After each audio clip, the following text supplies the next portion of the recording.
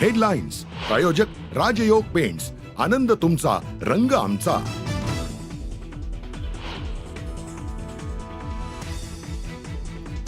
दीनानाथ मंगेशकर रुग्णालय प्रकरणावरून भाजप ही आक्रमक. 20 लाखांची मागणी करणाऱ्या डॉक्टरच्या नातेवाईकांची खासगी क्लिनिकची तोडफोड.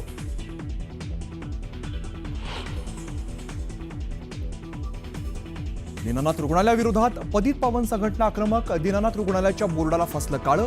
प्रशासनाविरोधात सदोष मनुष्यवधाचा गुन्हा दाखल करण्याची मागणी.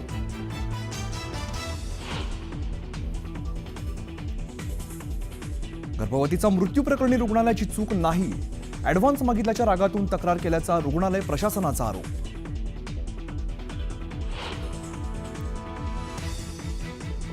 दीनानाथ रुग्णालयातील अधिकाऱ्यांवरती संतप्त आंदोलकांनी फेकली चिल्लर. दोषींच्या अटकेची आंदोलकांकडून मागणी.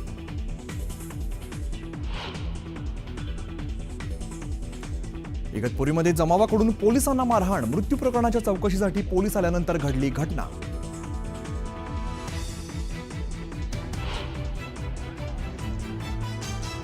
गृहराज्यमंत्री योगेश कदमांनी घेतली देशमुख कुटुंबियांची भेट. तर आरोपींना फाशी दिल्याशिवाय न्याय मिळणार नाही, योगेश कदमांचं मोठं विधान.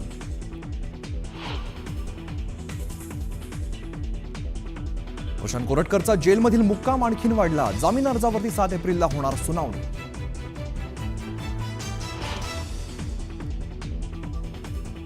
बीडच्या मनीषा बिडवे हत्या प्रकरणी पोलिसांना मोबाईल सापडला. आरोपी रामेश्वर भोसलेच्या घरी बिडवेचा मोबाईल.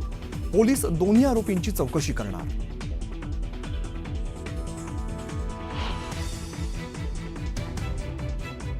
वक्फ बोर्ड संदर्भात सुप्रीम कोर्टात याचिका दाखल. काँग्रेस खासदार मोहम्मद जावेद यांच्याकडून याचिका. लवकरच तारीख निश्चित करणार कोर्टाचं स्पष्टीकरण.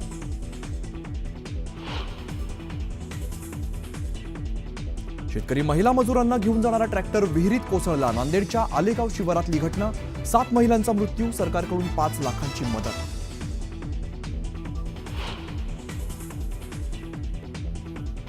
राज्याला अवकाळी पावसाचा तडाखा. रब्बी हंगामाची पिकं आडवी. फळबागांचंही मोठं नुकसान. बळीराजाकडून मदतीची मागणी.